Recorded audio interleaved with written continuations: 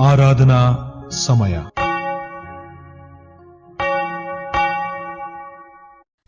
ಪ್ರೀತಿಯುಳ್ಳಂಥ ದೇವಜನರೇ, ಪಿಲಿಗ್ರಿಮ್ ಕನ್ನಡ ಲೂಥರನ್ ಸಭೆ ILC ಈ ಸಭೆಯ ಪರವಾಗಿ ಆರಾಧನೆಯಲ್ಲಿ ಭಾಗವಹಿಸಿದಂಥ ಎಲ್ಲರಿಗೆ ನಮ್ಮ ಪ್ರೀತಿಯ ಶುಭ ವಂದನೆಗಳನ್ನು ಸಲ್ಲಿಸ್ತೇವೆ. ದೇವರು ನಿಮ್ಮನ್ನ ನಿಮ್ಮ ಪ್ರೀತಿಯ ಕುಟುಂಬಗಳನ್ನು ಕಾಪಾಡಲಿ. ಕರ್ತನಲ್ಲಿ ಪ್ರೀತಿಯುಳ್ಳಂಥ ದೇವಜನರೇ, ಯೇಸು ಕ್ರಿಸ್ತನ ಪರಿಶುದ್ಧವಾದ ನಾಮದಲ್ಲಿ ಎಲ್ಲರಿಗೆ ಪ್ರೀತಿಯ ವಂದನೆಗಳನ್ನು ಸಲ್ಲಿಸ್ತೇನೆ. ದೇವರ ಕೃಪೆ ನಮ್ಮ ಮೇಲಿದೆ.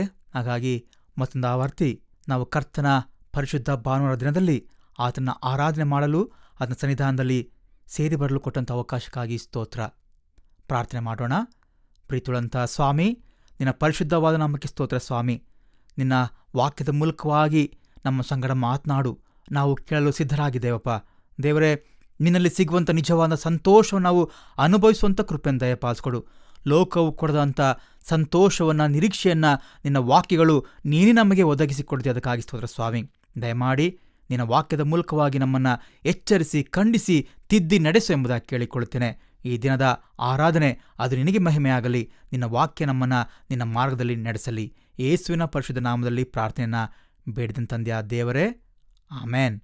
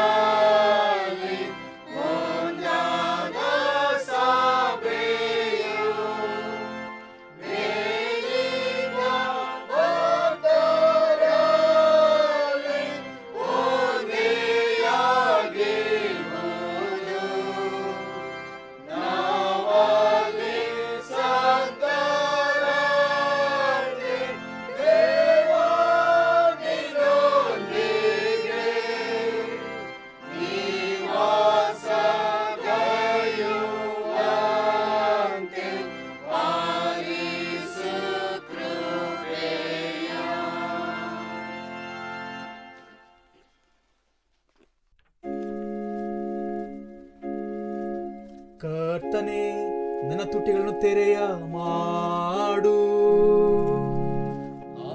ನನ್ನ ಬಾಯಿ ನಿನ್ನನ್ನು ಸ್ತೋತ್ರ ಮಾಡುವುದು.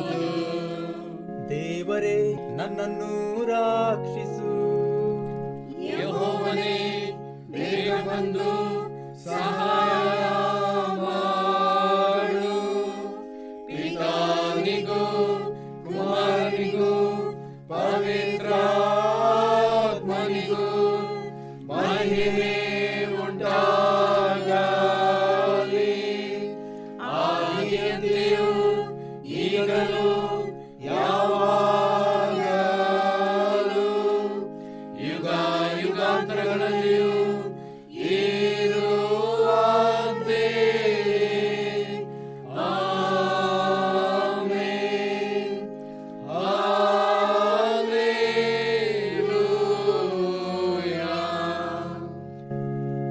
ಅಡ್ಡ ಬೀಳುವ ಬನ್ನಿರಿ. ನಮ್ಮನ್ನು ಮಾಡಿದವನು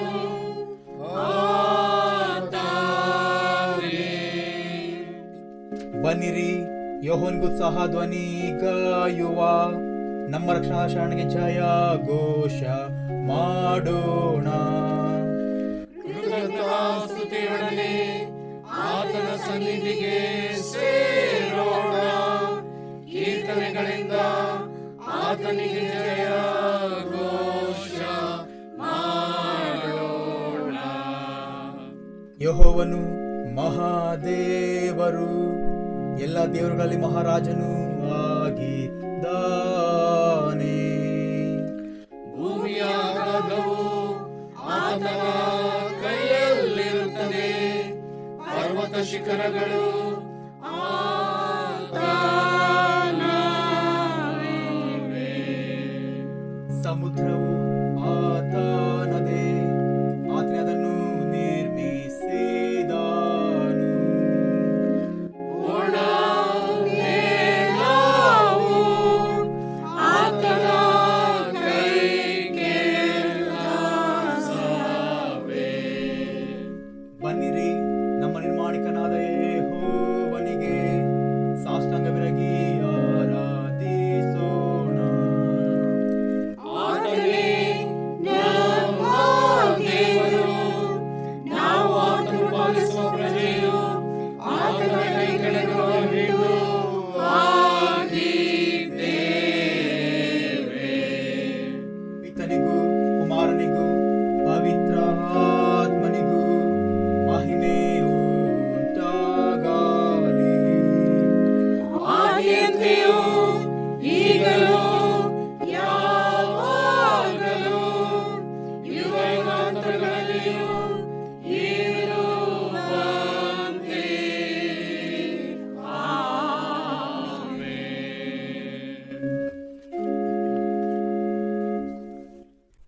ಮತ್ತಾಯನು ಬರೆದ ಸುವಾರ್ತೆ 11ನೇ ಅಧ್ಯಾಯ ವಚನಗಳು 1ರಿಂದ 6 ತನಕ.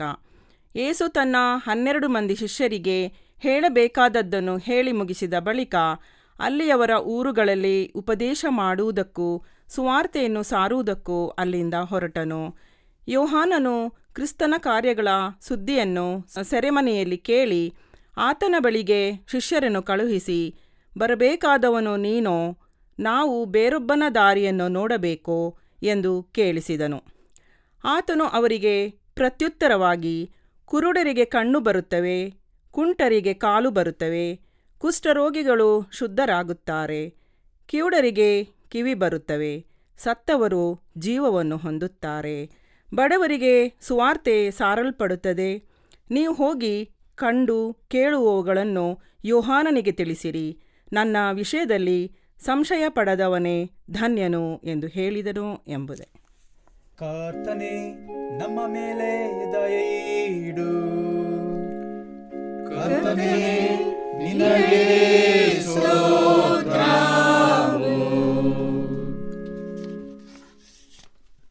ಪರಲೋಕ ಭೂಲೋಕಗಳನ್ನು ಸೃಷ್ಟಿಸಿದ ಸರ್ವಶಕ್ತನಾಗಿರುವ ತಂದೆಯಾದ ದೇವರನ್ನು ನಂಬುತ್ತೇನೆ. ಆತನು ಏಕಕುಮಾರನಾಗಿರುವ ನಮ್ಮ ಪ್ರಭುವಾದ ಯೇಸು ಕ್ರಿಸ್ತನನ್ನು ನಂಬುತ್ತೇನೆ. ಈತನು ಪರಿಶುದ್ಧಾತ್ಮನಿಂದ ಕನ್ಯಾಮರಿಯಳ ಗರ್ಭದಲ್ಲಿ ಧರಿಸಲ್ಪಟ್ಟು ಆಕೆಯಲ್ಲಿ ಹುಟ್ಟಿ ಪೊಂತಿ ಪಿಲಾತನ ಆಧಿಪತ್ಯದಲ್ಲಿ ಶ್ರಮೆ ಹೊಂದಿ ಶಿಲುಬೆಗೆ ಜಡಿಯಲ್ಪಟ್ಟು ಸತ್ತು ಹೂಣಲ್ಪಟ್ಟು ಪಾತಾಳಕ್ಕಿಳಿದು ಮೂರನೆಯ ದಿನದಲ್ಲಿ ಸತ್ತವರೊಳಗಿಂದ ಎದ್ದು ಪರಲೋಕಕ್ಕೆ ಏರಿ ಹೋಗಿ ಸರ್ವಶಕ್ತನಾಗಿರುವ ತಂದೆಯಾದ ದೇವರ ಬಲಪಾರ್ಶ್ವದಲ್ಲಿ ಕುಳಿತುಕೊಂಡಿದ್ದಾನೆ. ಈತನು ಅಲ್ಲಿಂದ ಬಂದು ಬದುಕುವವರಿಗೂ ಸತ್ತವರಿಗೂ ನ್ಯಾಯ ತೀರಿಸುವನು ಎಂದು ನಂಬುತ್ತೇನೆ. ಪರಿಶುದ್ಧಾತ್ಮನನ್ನು ನಂಬುತ್ತೇನೆ. ಒಂದೇ ಪರಿಶುದ್ಧ ಕ್ರೈಸ್ತ ಸಭೆಯು, ಭಕ್ತರ ಅನ್ಯೋನ್ಯತೆಯು, ಪಾಪದ ಪರಿಹಾರವು, ದೇಹದ ಪುನರುತ್ಥಾನವು, ನಿತ್ಯ ಜೀವವು ಉಂಟೆಂದು ನಂಬುತ್ತೇನೆ. ಆಮೆನ್.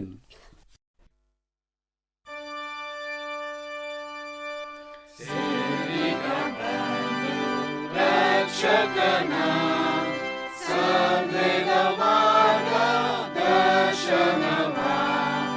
ಮಾಡುತ್ತೆ ಕೇಳು ಸದ್ವಚನ.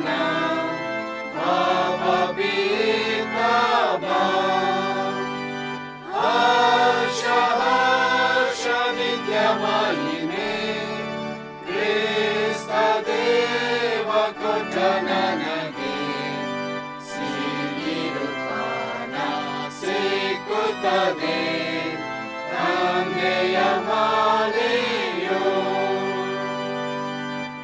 ಓ ಬನ್ನಿರೆಲ್ಲ ಎಲ್ಲೆಡೆಗೆ ಏನಾದ ಕೂಗುತ್ತಾನಲ್ಲವೇ ನೀಡುತ್ತ ಭ್ರಾಂತಿ ಕ್ಷೇಮಾತಿಯೇ ಆನಂದದಿಂದ ಬಾ. ಹರ್ಷ ಹರ್ಷ ನಿತ್ಯ ಮಹಿಮೆ ಕ್ರಿಸ್ತ ದೇವ ಕೊಟ್ಟ ನನಗೆ ಸಿನಿರುಪಾನ ಸಿಕ್ಕುತ್ತದೆ ತಂದೆಯ ಮನೆಯೋ. ಸಂಕಲ್ಪ ಮಾಡು ನೀ ಬೇಗನೆ ಆ ಸೌಮ್ಯವಾಣಿ ಕೇಳುತ್ತಲೇ ಹೃದಯನಾಗಿ ಪಾಪಿಯೇ ರಕ್ಷಣೆ ಹೊಂದಬಾ. ಹರ್ಷ ಹರ್ಷ ನಿತ್ಯ ಮಹಿಮೆ ಕ್ರಿಸ್ತ ದೇವ ಕೊಟ್ಟ ನನಗೆ ಸಿನಿರುಪಾನ ಸಿಕ್ಕುತ್ತದೆ ತಂದೆಯ ಮನೆಯೋ.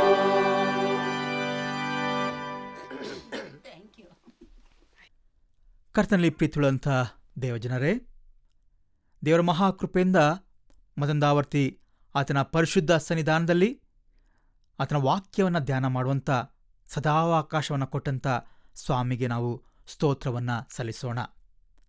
ಸಂತೋಷ ಅದು ಕ್ರಿಸ್ತನಲ್ಲಿ ನಮಗಿರುವಂಥ ಆಶೀರ್ವಾದ.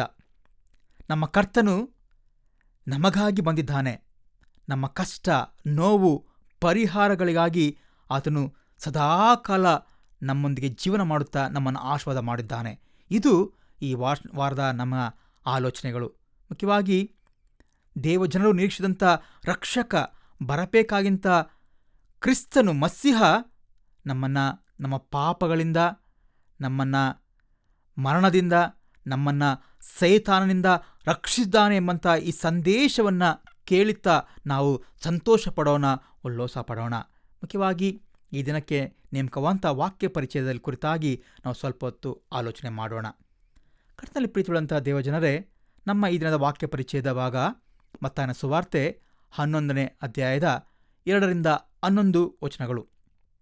ಈ ವಾಕ್ಯ ಪರಿಚಯವನ್ನು ಗಮನಿಸಬೇಕಾದ್ರೆ ಸ್ನಾನಿಕನಾದಂಥ ಯೋಹಾನನು ಸೆರೆಯಲ್ಲಿದ್ದಾನೆ. ಇದರ ಬಗ್ಗೆ ನಾವು ಕೇಳಿದ್ದೇವೆ.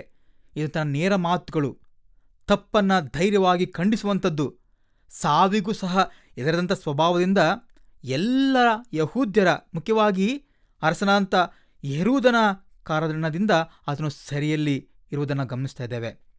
ಹೆರೋದನ ದೆಸೆಯಿಂದ ಯಾವ ಕ್ಷಣದಲ್ಲಾದರೂ ಸಹ ಈತನ ತಲೆ ತೆಗೆಸಬಹುದು, ಇಂತಹ ಪರಿಸ್ಥಿತಿ ಅವನದು. ಆದರೆ ಈ ಸಮಯದಲ್ಲಿ ಸೆರೆಯಲ್ಲಿರಬೇಕಾದ್ರೆ ಅವನ ಮನಸ್ಸಿನಲ್ಲಿ ಒಂದು ತಳಮಳವನ್ನು ನಾವು ಗಮನಿಸ್ತಾ ಇದ್ದೇವೆ. ಒಂದು ಸಂದೇಹದ ಪರಿಸ್ಥಿತಿಯನ್ನು ನಾವು ಗಮನಿಸ್ತಾ ಇದ್ದೇವೆ. ಯಾಕೆಂದರೆ ಆತ ನೆನೆಸ್ಕೊಂಡಿದ್ದ ನಮಗೆ ರಕ್ಷಕ ಅಥವಾ ಮೆಸ್ಸಿಹ ಎಂಬುದಾಗಿ ಯೇಸುವಿನ ಕುರಿತಾಗಿ, ಆ ಯೇಸುವಿನಲ್ಲಿ ಇಂಥ ಯಾವ ಸ್ವಭಾವಗಳು ಕಾಣದಿರಬೇಕಾದ್ರೆ ಆತನು ಸಂದೇಹ ಪಡುತ್ತಾ ತನ್ನ ಶಿಷ್ಯರನ್ನು ಯೇಸುವಿನ ಬಳಿ ಕಳಿಸಿ ಪ್ರಶ್ನೆ ಮಾಡುವುದನ್ನು ಇಲ್ಲಿ ನಾವು ಗಮನಿಸ್ತಾ ಇದ್ದೇವೆ. 11ನೇ ಅಧ್ಯಾಯದ 3ನೇ ವಚನದಲ್ಲಿ ಗಮನಿಸಬೇಕಾದ್ರೆ, ಬರಬೇಕಾದವನು ನೀನೋ, ನಾವು ಬೇರೊಬ್ಬನ ದಾರಿಯನ್ನು ನೋಡಬೇಕೋ ಎಂಬುದಾಗಿ ಆತನು ಪ್ರಶ್ನೆ ಮಾಡುವುದನ್ನು ಗಮನಿಸ್ತೇವೆ. ಯಾಕೆ ಈ ಪ್ರಶ್ನೆ ಮಾಡಿದೆ ಎಂಬುದಾಗಿ ನಾವು ಆಲೋಚನೆ ಮಾಡಬೇಕಾದ್ರೆ, ಯೋಹಾನನಿಗೆ ಹಳೆ ಒಡಂಬಡಿಕೆ ಪ್ರವಾದಿಗಳು ನುಡಿದಂಥ ಯೇಸು ಕ್ರಿಸ್ತನ ಮಹಿಮೆ ಯೇಸು ಕ್ರಿಸ್ತನಲ್ಲಿ ಕಾಣ್ತಾ ಇಲ್ಲ. ಆತನ ಬಗ್ಗೆ ಹೇಳಂಥ ಮಾತುಗಳು ಯೇಸುವಿನಲ್ಲಿ ನೆರವೇರುವುದನ್ನು ಆತನು ಗಮನಿಸ್ತಾ ಇಲ್ಲ. ಜಕರ್ಯ ಪ್ರವಾದನ ಗ್ರಂಥ 9ನೇ ಅಧ್ಯಾಯದ 9ನೇ ವಚನ ಗಮನಿಸಬೇಕಾದ್ರೆ, ನಿನ್ನ ಅರಸು ನಿನ್ನ ಬಳಿಗೆ ಬರುತ್ತಾನೆ, ಅರಸನಾಗಿ ಬರುತ್ತಾನೆ ಎಂಬುದಾಗಿ ಆತನು ನೋಡ್ತಾ ಇದ್ದಾನೆ. ಯೆಶಾಯ 40ನೇ ಅಧ್ಯಾಯದ 3-5 ವಚನ ಗಮನಿಸಬೇಕಾದ್ರೆ, ಕರ್ತನ ದಾರಿನ ಸಿದ್ಧ ಮಾಡಿರಿ, ರಾಜಮಾರ್ಗವನ್ನು ನೆಟ್ಟಗೆ ಮಾಡಿರಿ ಎಂಬುದಾಗಿ ಹೇಳಬೇಕಾದ್ರೆ, ಇಲ್ಲಿ ನುಡಿದಂಥ ಯೆಹೋವನ ಮಹಿಮೆಯ ಗೋಚರ ಅವನಿಗೆ ಕಾಣ್ತಾ ಇಲ್ಲ.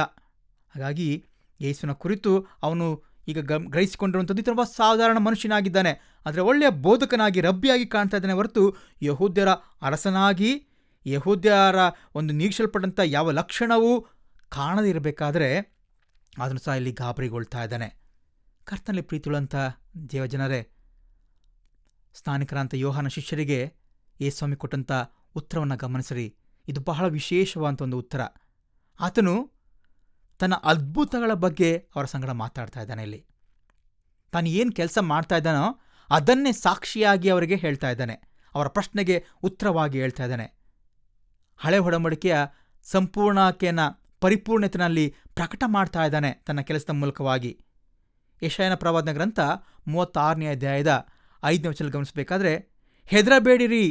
ಆ ವಚನಗಳನ್ನ ಮುಂದುವರಿಸ್ಕೊಂಡು ನೋಡಬೇಕಾದ್ರೆ ಅಲ್ಲಿ ಹೇಳುವಂಥ ಮಾತು, ದೇವರು ಬರಬೇಕಾಗುವಂಥ ಕಾರ್ಯಗಳೇನೆಂದರೆ, ಕುರುಡರಿಗೆ ಕಣ್ಣು ಬರುವುದು, ಕುಂಟರಿಗೆ ಕಾಲು, ಕುಷ್ಠರೋಗಿ ಶುದ್ಧರಾಗ್ತಾರೆ, ಸತ್ತವರು ಜೀವದಿಂದ ಹೇಳ್ತಾರೆ, ಬಡವರಿಗೆ ಶುಭವರ್ತಮಾನ ಸಾರಲ್ಪಡುತ್ತದೆ.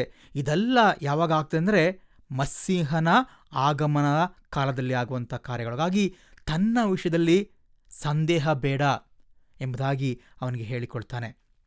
ಮುಖ್ಯವಾಗಿ ನಾವು ಗಮನಿಸಬೇಕಾದ್ರೆ ಯೇಸುವಿನ ಈ ಹೀಲಿಂಗ್ ಮಿನಿಸ್ಟ್ರಿ ಇದು ತನ್ನ ಜನರನ್ನು ರಕ್ಷಣೆಗೆ ತರುವಂಥ, ದೇವರ ಸಾನ್ನಿಧ್ಯಕ್ಕೆ ಮತ್ತೆ ಸೇರಿಸುವಂಥ ಒಂದು ಪ್ರಮುಖ ಕಾರ್ಯವಾಗಿದೆ.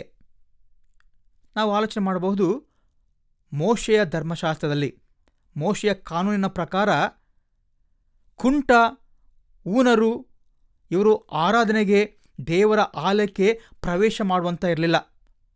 ಯಾಜಕಕಾಂಡ ಪುಸ್ತಕ 21ನೇ ಅಧ್ಯಾಯದ 18ನೇ ವಚನದಲ್ಲಿ ನಾವು ಓದಬೇಕಾದ್ರೆ ನಾವು ತಿಳ್ಕೊಳ್ತೇವೆ.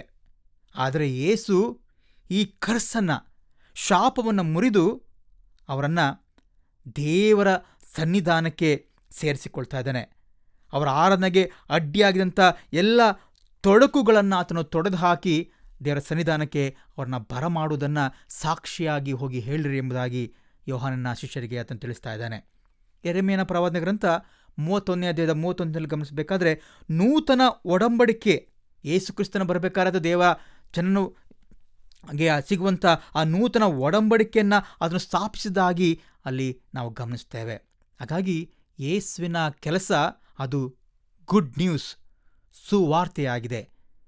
ಯೇಸುವಿನ ಸಂದೇಶ ಎಲ್ಲರಿಗೆ.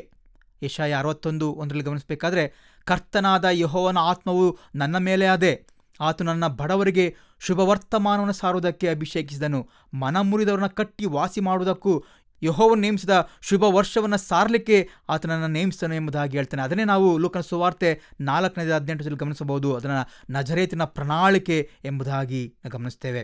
ಹಾಗೆ ಈ ಶುಭ ಸಂದೇಶವನ್ನು ಸಾರಲು ಈ ಸ್ವಾಮಿ ತನ್ನ ಕೆಲಸವನ್ನು ಮಾಡುವುದನ್ನಲ್ಲಿ ಗಮನಿಸ್ತಾ ಇದ್ದೇವೆ. ಹಾಗಾಗಿ ಕರ್ತನಲ್ಲಿ ಪ್ರೀತಿಯುಳ್ಳಂಥ ಜೀವಜನರೇ, ಯೇಸುವಿನ ಈ ಉತ್ತರದ ಮೂಲಕವಾಗಿ ನಾವು ಕಂಡುಕೊಳ್ಳಬಹುದು, ಯೇಸು ಸ್ವಾಮಿ ಒಬ್ಬ ರಕ್ಷಕನಾಗಿ, ಮೆಸ್ಸಿಹನಾಗಿ ಅವ್ರು ನಿರೀಕ್ಷೆ ಮಾಡಿದಂಥ ರೀತಿಯಲ್ಲ, ಬದಲಾಗಿ ತನ್ನ ಸೇವೆಯ ವಿಶಿಷ್ಟತೆಯನ್ನು ತಾನು ಮಾಡುವಂಥ ಕೆಲಸಗಳ ಮೂಲಕವಾಗಿ ತೋರಿಸಿಕೊಡೋದನ್ನಲ್ಲಿ ಗಮನಿಸ್ತಾ ಇದ್ದೇವೆ.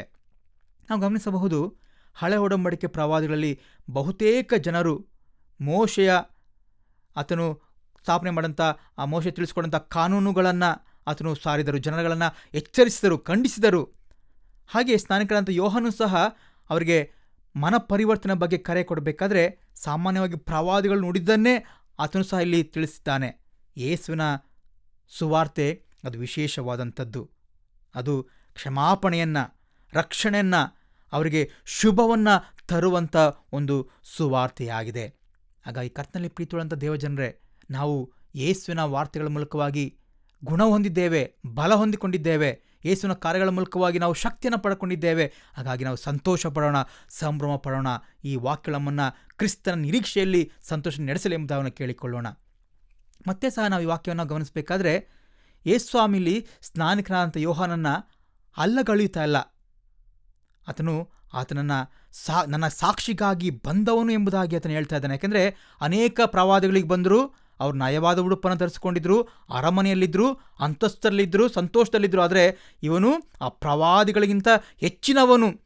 ಆತನು ತನ್ನ ತಗ್ಗಿಸಿಕೊಂಡನು. ಮತ್ತು ಸ್ತ್ರೀಯರಲ್ಲಿ ಹುಟ್ಟಿದರೊಳಗೆ ಸ್ನಾನಿಕನಾದಂಥ ಯೋಹಾನನಿಗಿಂತ ದೊಡ್ಡವನಿಲ್ಲ ಎಂಬುದಾಗಿ ಸಾಕ್ಷಿ ಕೊಡುವುದನ್ನು ನಾವಿಲ್ಲಿ ಗಮನಿಸ್ತೇವೆ. ಆದರೂ ಸಹ ನಾವು ಗಮನಿಸಬೇಕಂತ ಇನ್ನೊಂದು ಪ್ರಮುಖ ವಚನ ಎಂದರೆ, ಪರಲೋಕ ರಾಜ್ಯದಲ್ಲಿರುವಂಥ ಚಿಕ್ಕವನು ಈ ಸ್ನಾನಿಕನಾದಂಥ ಯೋಹಾನನಿಗಿಂತಲೂ ದೊಡ್ಡವನು. ಯಾವ ಯೇಸುಸ್ವಾಮಿ ಸ್ನಾನಿಕನಾದಂಥ ಯೋಹಾನ ಭಾಳ ಶ್ರೇಷ್ಠವಾದನು ಎಂಬುದಾಗಿ ಹೇಳಿದನು, ಆದರೆ ಆತನ ನಂಬುವಂಥ ಪ್ರತಿಯೊಬ್ಬೊಬ್ಬರು ಸಹ ದೇವರ ಸನ್ನಿಧಾನದಲ್ಲಿ ವಿಶೇಷವಾದವಂಥವರು ಎಂಬುದಾಗಿ ನಾವು ಗಮನಿಸ್ತೇವೆ. ಹಾಗಾಗಿ ಕರ್ತನಲ್ಲಿ ಪ್ರೀತಿಯುಳ್ಳಂಥ ದೇವಜನರೇ, ಯೇಸುವನ್ನು ನಂಬುವಂಥ ಚಿಕ್ಕವರಂಥ ನಮಗೆ ಸ್ವಾಮಿ ಪರಲೋಕದಲ್ಲಿ ಉನ್ನತವಾದಂಥ ಸ್ಥಾನವನ್ನು ಕೊಟ್ಟಿದ್ದಾನೆ. ಹಾಗಾಗಿ ನಾವು ಸಂತೋಷ ಪಡೋಣ. ಈ ವಿಷಯಕ್ಕಾಗಿ ದೇವರಿಗೆ ಸ್ತೋತ್ರ ಹೇಳೋಣ. ಹೌದು, ನಮ್ಮ ಈ ಸ್ವಾಮಿಯಲ್ಲಿ ಯೆಶಾಯನ ಪ್ರವಾದನ ಗ್ರಂಥ 53ನೇ ಅಧ್ಯಾಯದಲ್ಲಿ ಬರುವಂತೆ 3ನೇ ವಚನದಲ್ಲಿ ನೋಡತಕ್ಕಂಥ ಯಾವ ಲಕ್ಷಣಗಳು ಇರಲಿಲ್ಲ. ಫಿಲಿಪ್ಪಿ 2ನೇ ಅಧ್ಯಾಯದ 7 ಹಾಗೂ 8ನೇ ವಚನದಲ್ಲಿ ಗಮನಿಸಬೇಕಾದ್ರೆ ಅದನ್ನು ದಾಸನ ರೂಪವನ್ನು ಧರಿಸಿಕೊಂಡ ಎಂಬುದಾಗಿ ನೋಡ್ತೇವೆ. ಆದರೆ ಆತನು ರಾಜನಾಗಿದ್ದಾನೆ, ನಮ್ಮನ್ನು ಆಳುವಂಥ ಪ್ರಭುವಾಗಿದ್ದಾನೆ. ಆತನು ನಂಬುವಂಥ ಎಲ್ಲರಿಗೆ ತನ್ನ ಪರಲೋಕ ರಾಜ್ಯದಲ್ಲಿ ಉನ್ನತ ಸ್ಥಾನವನ್ನು ಕೊಡುತ್ತಾ ನನ್ನ ಮಗನು ನನ್ನ ಮಗಳು ಎಂಬುದಾಗಿ ಆತನು ನಮ್ಮನ್ನು ಸ್ವೀಕಾರ ಮಾಡುವನಾಗಿದ್ದಾನೆ. Every Christian is a greater than John ಎಂಬುದಾಗಿ ನಾವು ಗಮನಿಸಿಕೊಳ್ಳಬಹುದು. ಸ್ನಾನಿಕನಾದ ಯೋಹಾನನಿಗಿಂತ ಆತ ನಂಬುವಂಥ ಪ್ರತಿಯೊಬ್ಬರು ಸಹ ವಿಶೇಷವಾದವರು ಎಂಬಂಥ ಸಂದೇಶವನ್ನು ಸ್ವಾಮಿ ನಮಗೆ ಇದನ್ನು ಕೊಡ್ತಾ ಇದ್ದಾನೆ. ಹಾಗಾಗಿ ಈ ವಿಷಯಗಳಲ್ಲಿ ಸಂತೋಷ ಪಡೋಣ. ನಮ್ಮ ದುಃಖಗಳಲ್ಲಿ ನೋವುಗಳಲ್ಲಿ ನಾವು ಕೊರಗದೆ ನಮಗೆ ಯೇಸು ಸ್ವಾಮಿ ಇದ್ದಾನೆ, ಯೇಸುವಿನ ಆ ಕೃಪೆ ನಮಗಿದೆ, ಯೇಸುವಿನ ಆಶ್ರಯ ನಮ್ಮೊಂದಿಗಿದೆ, ಯೇಸು ನಮ್ಮನ್ನು ತನ್ನ ಮಕ್ಕಳಾಗಿ ಸ್ವೀಕಾರ ಮಾಡಿಕೊಂಡಿದ್ದಾನೆ ಎಂಬುದಾಗಿ ನಾವು ತಿಳ್ಕೊಳ್ಳುತ್ತಾ ಆತನನ್ನು ಸ್ಮರಿಸೋಣ, ಆತನನ್ನು ಧ್ಯಾನ ಮಾಡೋಣ, ಆತನಿಗೆ ಸಾಕ್ಷಿಗಳಾಗಿ ಬದುಕೋಣ. ಈಗಾಗುವಂತೆ ದೇವರು ತಾನೇ ಈ ವಾಕ್ಯದ ಮೂಲಕವಾಗಿ ನಮ್ಮನ್ನು ಆಶ್ವಾಸಲಿ, ಬಲಪಡಿಸಲಿ, ಕಾಯಲಿ. ಆಮೇನ್.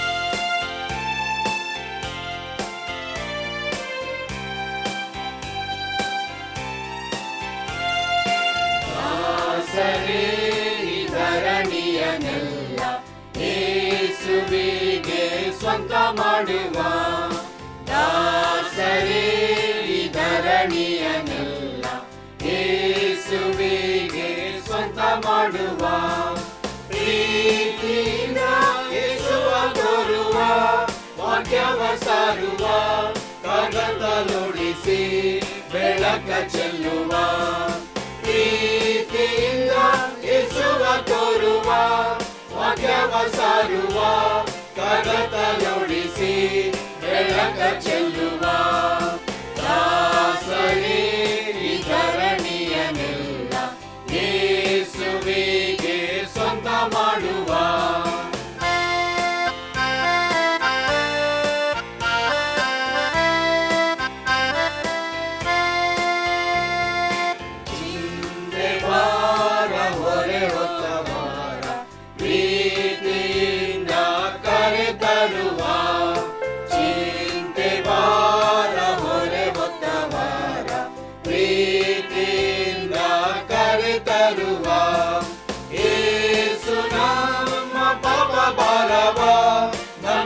ದುಃಖವ ನಮ್ಮೆಲ್ಲ ಕಷ್ಟವ ಹೊತ್ತು ಸಾಗಿದ ಯೇಸು ನಮ್ಮ ಪಾಪ ಭಾರವ, ನಮ್ಮೆಲ್ಲ ದುಃಖವ ನಮ್ಮೆಲ್ಲ ಕಷ್ಟವ ಹೊತ್ತು ಸಾಗಿದ, ದಾಸರೇ ಧರಣಿಯನೆಲ್ಲ ಯೇಸುವಿಗೆ ಸ್ವಂತ ಮಾಡುವ.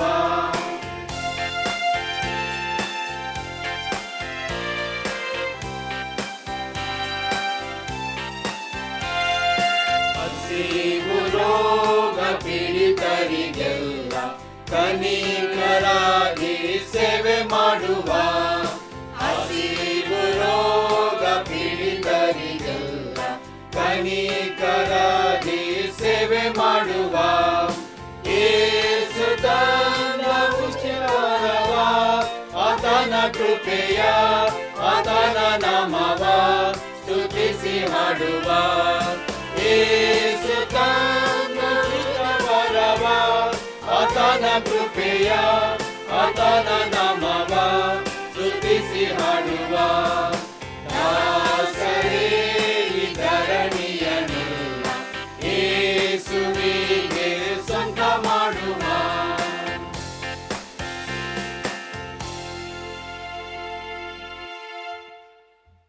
ಪ್ರಾರ್ಥನೆ ಮಾಡೋಣ. ಪ್ರೀತಿಯುಳ್ಳಂಥ ದೇವರೇ, ನಿನ್ನ ಪರಿಶುದ್ಧ ನಾಮಕ್ಕೆ ಸ್ತೋತ್ರಪ್ಪ. ದೇವರೇ, ನಮ್ಮ ಜೀವಮಾನದಲ್ಲಿ ಮಾಡೋಂಥ ಎಲ್ಲ ರೀತಿಯ ಸಹಾಯ ಉಪಕಾರಗಳಿಗಾಗಿ ನಿನ್ನ ನಾಮಕ್ಕೆ ನಾವು ವಂದಿಸ್ತೇವೆ. ಹೌದು ಕರ್ತನೇ, ಈ ದಿನವೂ ಸಹ ನೀನು ಸ್ನಾನಿಕರಂಥ ಯೋಹಾನನ ಮೂಲಕವಾಗಿ ಆತನಿಗಿದ್ದಂಥ ಸಂದೇಹವನ್ನು ಹೋಗಲಾಡಿಸಿ ನೀನು ನಿಜವಾದ ನಿರೀಕ್ಷೆ, ನೀನು ನಿಜವಾದಂಥ ನಮ್ಮ ಸಂತೋಷ, ಸಮಾಧಾನ ಎಂಬುದಾಗಿ ನಿನ್ನ ವಾಕ್ಯಗಳ ಮೂಲಕವಾಗಿ ತೋರಿಸಿಕೊಡೋದಕ್ಕಾಗಿ ಸ್ತೋತ್ರ ಸ್ವಾಮಿ. ದೇವರೇ, ನೀ ನಮಗಿರುವಾಗ ನಾವು ಬೇರೊಬ್ಬರನ್ನು ನೋಡುವಂಥ ಅಗತ್ಯ ಇಲ್ಲ ಸ್ವಾಮಿ. ಹಾಗಾಗಿ ನಿನ್ನ ನಾವು ಹಿಂಬಾಲಿಸಿ ನಿನ್ನ ಮಕ್ಕಳಾಗಿ ಸಾಕ್ಷಿ ಕೊಡುತ್ತಾ ಜೀವಿಸಲು ನಮಗೆ ಕೃಪೆಯನ್ನು ದಯಪಾಲಿಸಿಕೊಡು. ದೇವರಿನಲ್ಲಿ ಸಿಗುವಂಥ ಆ ಸಂತೋಷದ ಅನುಭವಗಳು ನಮ್ಮ ಜೀವಮಾನದಲ್ಲಾಗಲಿ ಸ್ವಾಮಿ. ನಮಗೇನೇ ಕಷ್ಟಗಳಿದ್ರು, ನೋವುಗಳಿದ್ದರು, ಸಮಸ್ಯೆಗಳಿದ್ರು ಸಹ ನಿನ್ನಲ್ಲಿ ಎಲ್ಲವನ್ನು ಒಪ್ಪಿಸಿಕೊಡುತ್ತಾ ಸಿಗುವಂಥ ನಿಜವಂತ ಆ ಸಂತೋಷವನ್ನು ನಾವು ಪಡೆದವರಾಗಿ ಈ ಲೋಕದಲ್ಲಿ ಜೀವನ ಮಾಡುವಂಥ ಕೃಪೆಯನ್ನು ದಯಪಾಲಿಸ್ಕೊಡ್ತಾನೆ. ದೇವರೇ, ನೀನು ನಮ್ಮನ್ನು ಗುಣಪಡಿಸಿದ್ದಿ, ನಮ್ಮನ್ನು ಆಶೀರ್ವಾದ ಮಾಡಿದ್ದಿ, ಸತ್ತವರು ಅಂತ ನಮಗೆ ಜೀವ ಕೊಟ್ಟಿದ್ದಿ, ಕಣ್ಣು ಕಾಣದ ಅಂತ ನಮಗೆ ಕಣ್ಣನ್ನು ಕೊಟ್ಟಿದ್ದಿ. ಕರ್ತನೆ, ಎಲ್ಲ ಕಾರ್ಯಗಳನ್ನು ಸ್ಮರಿಸ್ತೇವೆ ಸ್ವಾಮಿ. ನೀನು ನಾವು ಇನ್ನಷ್ಟು ಸ್ಮರಣೆ ಮಾಡುತ್ತಾ ನಿನ್ನ ವಾಕ್ಯವನ್ನು ಧ್ಯಾನ ಮಾಡುತ್ತಾ ನಿನಗೆ ಯೋಗ್ಯರಾಗಿ ಜೀವಿಸಲು ಕೃಪೆ ಮಾಡಬೇಕೆಂಬುದಾಗಿ ಯೇಸು ಕ್ರಿಸ್ತನ ಅತಿ ಘನವುಳ್ಳ ನಾಮದಲ್ಲಿ ಪ್ರಾರ್ಥನೆಯನ್ನು ಬೇಡಿ ಹೊಂದಿನಂತೆ ತಂದೆಯ ದೇವರೇ, ಆಮೇನ್. ಕರ್ತನೇ, ನಮ್ಮನ್ನು ಕಾರುಣಿಸು. ಕರ್ತನೇ, ನಮ್ಮನ್ನು ಕರುಣಿಸು. ಕ್ರಿಸ್ತಾನೇ, ನಮ್ಮನ್ನು ಕಾರುಣಿಸು. ಕ್ರಿಸ್ತಾನೇ, ನಮ್ಮನ್ನು ಕರುಣಿಸು. ಕರ್ತನೇ, ನಮ್ಮನ್ನು ಕಾರುಣಿಸು. ಕರ್ತನೇ, ನಮ್ಮನ್ನು ಕರುಣಿಸು. ಕರ್ತ ನಿಮ್ಮೊಂದಿಗೆ ಇರಲಿ. ಆತನು ನಿಮ್ಮ ಆತ್ಮದೊಂದಿಗೂ ಇರಲಿ. ಕರ್ತನನ್ನು ಕೊಂಡಾಡುವ ದೇವರಿಗೆ ಸ್ತೋತ್ರವು.